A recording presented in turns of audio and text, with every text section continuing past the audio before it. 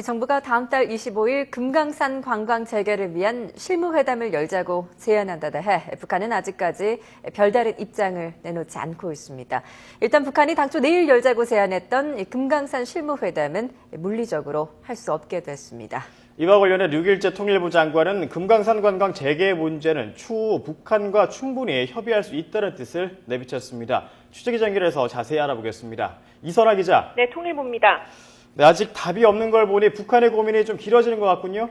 네, 그렇습니다. 북한은 우리 정부가 금강산 관광 재개를 논의하기 위한 실무회담을 여는 건 좋지만 날짜는 다음 달 25일로 하자고 제안한 데 대해서 아직 답을 하지 않고 있습니다.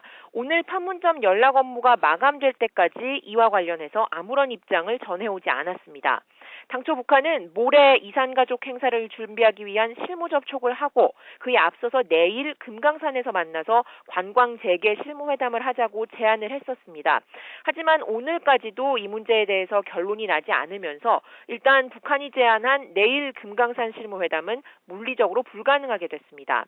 북한은 우리 정부가 금강산 실무회담 자체는 거부하지 않고 시기만 한 달 늦춘 데에 대해서 어떻게 반응을 해야 할지 고심을 거듭하고 있는 걸로 보입니다.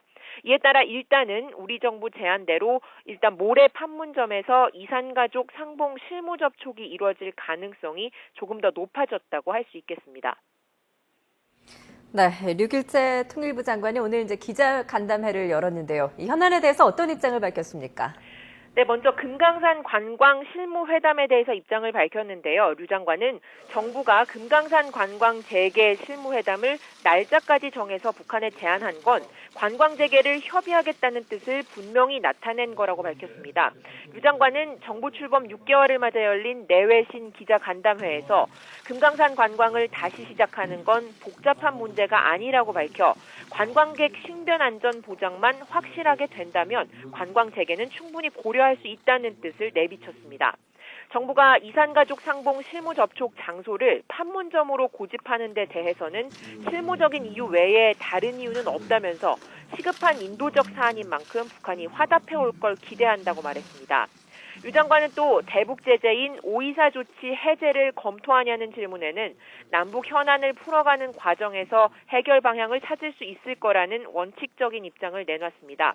이와 함께 박근혜 정부의 대북 정책인 한반도 신뢰 프로세스에 대해서는 북한이 유연하게 나오면 더욱 유연하게 대응하겠지만 도발을 한다면 단호하게 대응함으로써 북한이 올바른 선택을 하도록 이끌어내는 원칙이라고 설명했습니다.